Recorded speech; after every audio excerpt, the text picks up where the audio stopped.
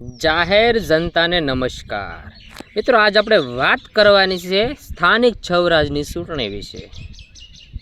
તો અત્યારે હું વાત કરું છું તળાજા તાલુકાના વેજોદરી ગામની। હાલ અહીંયા સ્થાનિક ચૂંટણી શરૂ છે। તો મિત્રો, ભાજપની સરકાર ગુજરાતમાં છેલ્લા 30 વર્ષથી છે,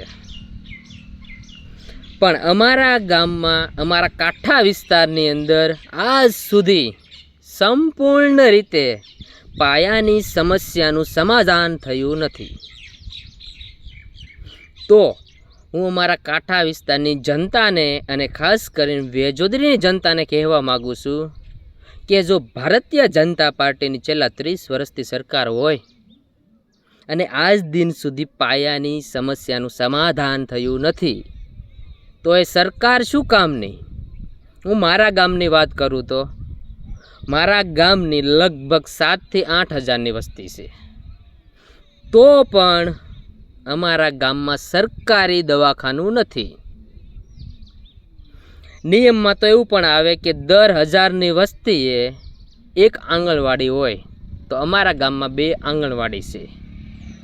અમારા ગામમાં આજ સુધી સરકારી બસની સેવા શરૂ થઈ નથી। વચ્ચે ક્યારેક શરૂ થાય પણ એ લોકો બંધ કરી દે, જેના કારણે અમારી બેન દીકરીઓને સિટીમાં ભણવા જવું કે જોબ કરવા જવામાં ખૂબ સારી મુશ્કેલીનો સામનો કરવો પડતો હોય છે। અમારા ગામમાં આજ દિન સુધી પીવાનું પાણી સમયસર આવતું નથી। અમારા ગામની આજુબાજુના રસ્તામાં ખાડા છે કે ખાડામાં રસ્તા છે એ અમને સમજાતું નથી। આવી તો પાયાની નાની મોટી અનેક સમસ્યાઓ છે। તો હું એ કહેવા માગું છું કે આ અમને કયું પાપ નડે છે? અમારા બુઝુર્ગ, અમારા વડીલોએ એટલા વર્ષોથી ભાજપને મત આપ્યો એ કે પછી કોઈ બીજું?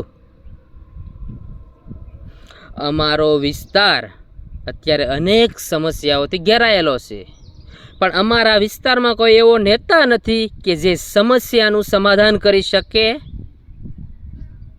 ને એક દુઃખની વાત તો એ છે કે અમારા ગામમાં હાઈસ્કૂલ છે જેનું બિલ્ડિંગ જર્જરિત થઈ ગયેલું છે। જ્યારે બિલ્ડિંગ જર્જરિત થયું હતું ત્યારે વેજોદરી ગામના યુવાનો તળાજામાં મામલતદાર કચેરીએ આવેદનપત્ર દેવા ગયેલા, ત્યારે બધાને ફોન કરેલા, વોટ્સએપમાં કીધેલું, મૌખિક રીતે કીધેલું, પણ ખૂબ જ ઓછી સંખ્યામાં માણસો આવેલા। પણ આ ચૂંટણી સમયે તો દરેક માણસો કુટુંબો ભેગા કરે, ગામ ભેગું કરે, સમાજને ભેગો કરે। જો એટલી જ મહેનત એ શાળાએ કરી હોત ને તો અત્યારે શાળાએ નવું બિલ્ડિંગ બની ગયું હોત।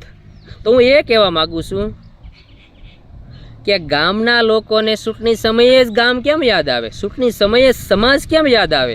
જ્યારે સમાજમાં સમસ્યા હોય ત્યારે સમાજ કેમ નથી યાદ આવતો?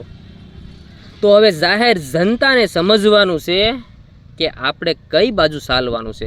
આપણે પરિવર્તનની રાહે ચાલવાનું છે કે આપણે જે જૂની ઢબ છે, જે આપણા વડીલો છેલ્લા 30 વર્ષથી ચલાવતા આવે છે, એ ઢબમાં ચાલવાનું છે? ક્યારે થશે વિકાસ? ક્યારે આવશે બદલાવ? ક્યારે જાહેર જનતા ડરશે નહીં અને પોતાના સ્વાભિમાનથી પોતાનો વોટ આપશે અને પોતાના વિસ્તારને ખાડામાંથી બહાર કાઢશે અને પોતાના બાળકોના ભવિષ્યને એક સ્વર્ણિમ રસ્તા પર લઈ જવાની કોશિશ કરશે? ક્યારે લોકો જાગશે? અત્યારે પણ ચૂંટણીનો માલ છે એટલે બધા સમાજના આગેવાનો તમારી ઘરે આવતા હશે ને તમને કહેતા હશે કે આપણો છે એટલે મત આપો, ભારતીય જનતા પાર્ટીનો છે એટલે મત આપો। તો હું તમને એ કહેવા માગું છું કે જ્યારે ચૂંટણી આવે ત્યારે જ કેમ આપણો છે એમ કહેવામાં આવે? ચૂંટણીના સમયે એ વ્યક્તિ એવું બોલે કે હું તમારો છું ને એટલે મને વોટ આપો, અને ચૂંટણી પતી જાય પછી જ્યારે સમાજને કે સમાજના લોકોને કામ હોય ને ત્યારે એ વ્યક્તિ એવું કહે કે હું તો પાર્ટીનો છું। તો ભાઈ, તમને ચૂંટણી સમયે જ કેમ સમાજ યાદ આવે? તો ક્યાં સુધી પાયાની સમસ્યાનું સમાધાન નહીં થાય, આ જાહેર જનતાને સમજવાની વાત છે।